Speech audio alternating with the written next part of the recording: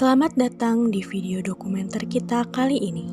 Dalam video ini, kita akan membahas tentang Kabinet Burhanuddin Harahap dan perjalanan demokrasi Indonesia di masa itu.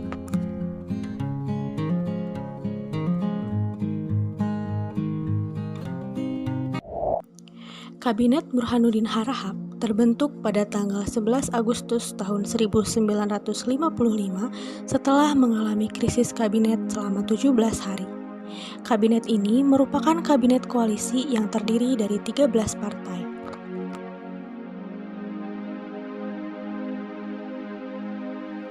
Beberapa partai besar yang tergabung dalam kabinet ini diantaranya Masyumi, Pir Hazairin, NU, dan PSI, sementara Burhanuddin Harahap sendiri menjabat sebagai Perdana Menteri.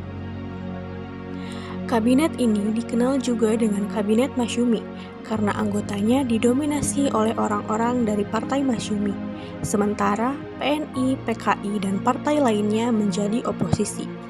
Berbagai menteri pun mengalami rotasi.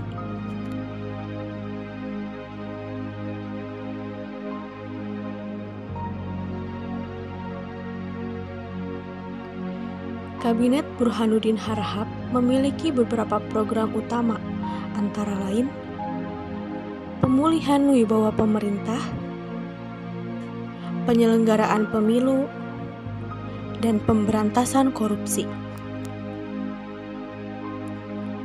Kabinet ini juga berupaya menekan inflasi serta memperjuangkan Irian Barat agar kembali ke NKRI dan menjaga hubungan luar negeri yang baik dalam lingkup Asia Afrika sesuai dengan politik bebas aktif.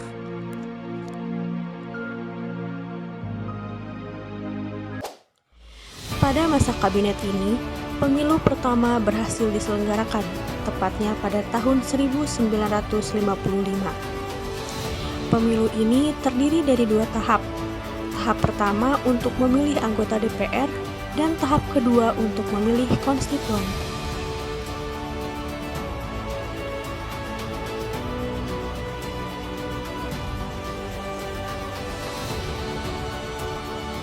Pemilu ini menjadi tanda dari sebuah langkah besar dalam demokrasi Indonesia, sekaligus memperkuat posisi negara sebagai bangsa yang merdeka tanpa ikatan kolonial.